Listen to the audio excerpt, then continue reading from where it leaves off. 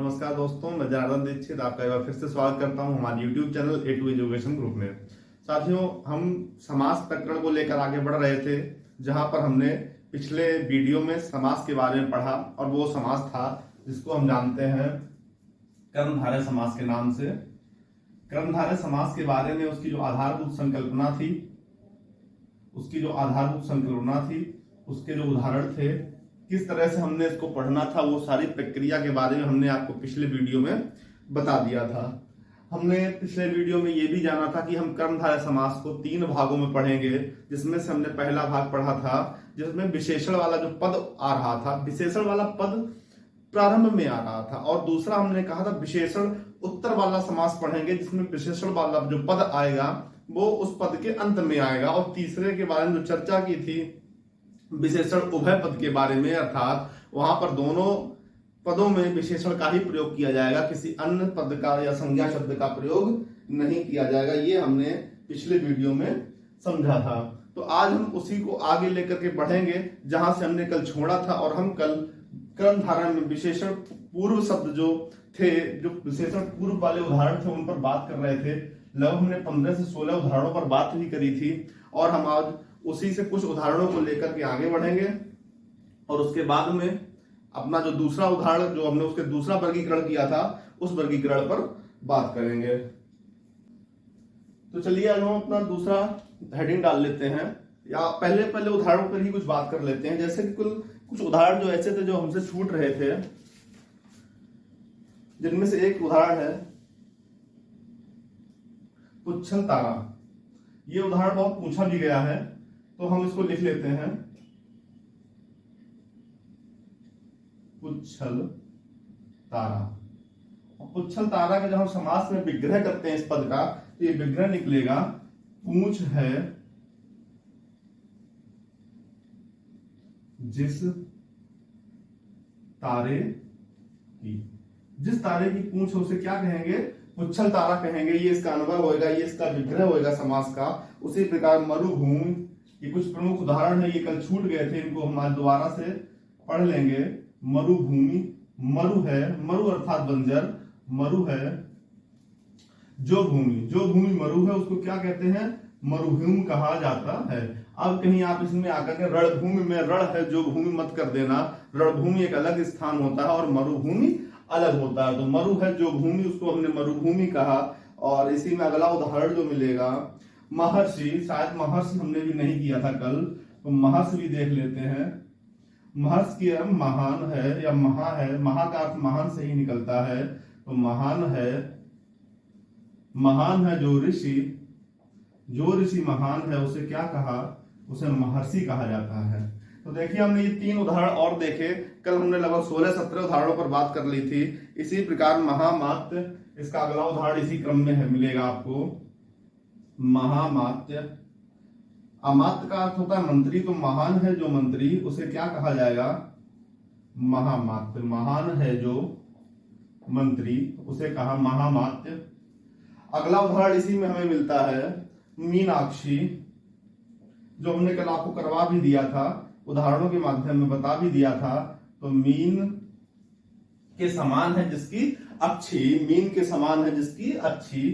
तो मीन के, जिसकी नहीं शब्द का प्रयोग करेंगे, मीन के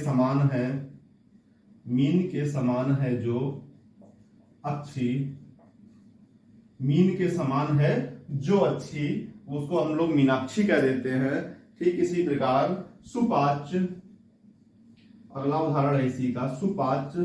सु का अर्थ होता है सुष्ठु, सुष्ठु का अर्थ होता है अच्छा। तो सुष्ठु है जो पाचन में, उसे क्या कहते हैं?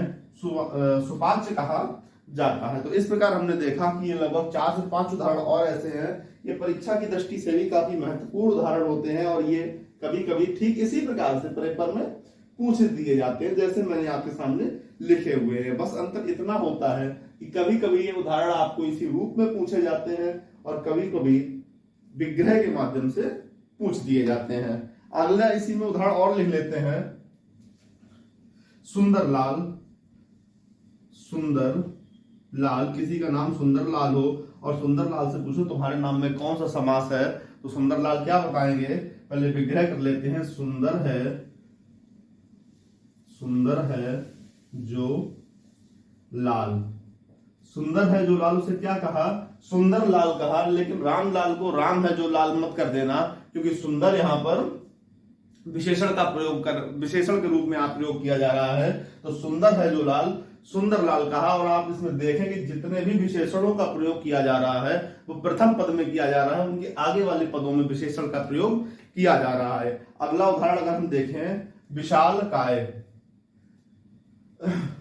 यही लिख लेते हैं, इधर लिख लेते हैं विशाल काय। विशाल काय का अर्थ हुआ, विशाल है जो काय, और काय से अर्थ निकलता है काया का। विशाल है जो काय या आकृति, उसे क्या कहा, विशाल काय। इसी प्रकार एक और मिल जाएगा इसी से मिलता जुलता, कृष्ण काय। कृष्ण काय, कृष्ण मतलब क्या होता है, कमजोर है जो काय, उसे कृष्ण काय कहा जाता है।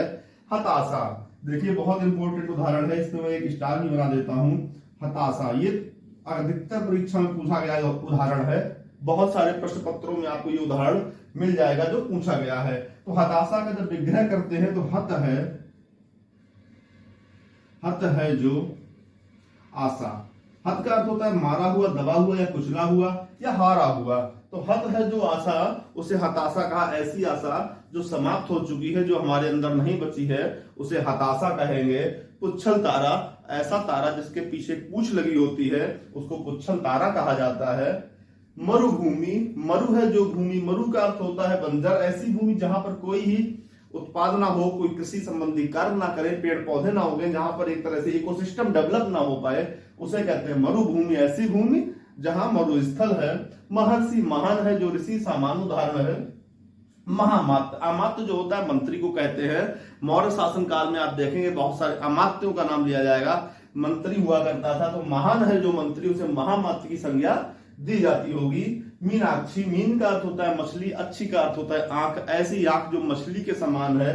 देखिए अगर मीन के समान है जो अच्छी, तो मीनाक्षी हो जाएगा। और ठीक अगर हम इसको थोड़ा सा बदल दें, इस पे हमने कल भी बात करा था कि मीन के समान है अच्छी जो, अगर हम इस संज्ञा के बाद में जो को ले जाएंगे तुरंत ही बहुब्रीहि समास हो जाएगा, और वो एक पर्सनल किसी एक व्यक्ति के लिए बात होने लगेगी। इसलिए मीनाक्षी शब्द जो है इसमें कर्मधारय समास है। और अगर इसके हम संज्ञा के बाद जो को लेकर के जाएंगे तो ये समास कर्मधारय से बदल करके अपने आप बहुब्रीहि समास बन जाएगा।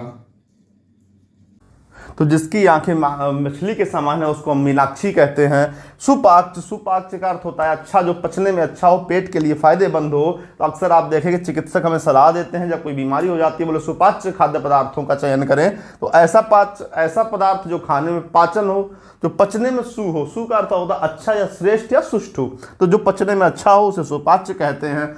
सुंदर लाल, ऐसा लाल जो बहुत अधिक देखने में सुंदर लगता हो उसे सुंदर लाल कहेंगे। लेकिन इस भ्रम में मत रहना कि हर एक सुंदर लाल देखने में सुंदर होता ही होगा। विशाल काय, जो काय विशाल है, काय का अर्थ आकृति, आकार या उस ऐसी बनावट से ले सकते हैं जो आप एक इमारत के रूप में भी इसको ले जा सकते हैं। काय का अर्थ आकृति या बनावट से ही रहता है। कृष्ण काय, कृष्ण है जो काय, उसको कृष्ण काय कहते हैं। और हताशा, ये इंपॉर्टेंट उदाहरण है। हत है आशा, ऐसी आशा जिसकी जो हत हो गई है, जो खत्म हो चुकी है, जो नष्ट हो चुकी है। कहते हैं कि परीक्षाओं की तैयारी करते करते हमें परिणाम में हताशा ही हाथ लगी है, अर्थात ऐसी आशा, अब मुझे कोई उम्मीद नहीं रह गई अपने आप से कि अब मैं कुछ आगे कर पाऊंगा। तो ऐसे समय पर हताशा शब्द का प्रयोग किया जाता है। आगे देखते हैं सुलोचना। देखिए दो शब्द हैं सुलोचन और एक शब्द है सुलोचना। एक शब्द मैंने लिखा आपके सामने सुलोचन और दूसरा शब्द लिखा सुलोचना।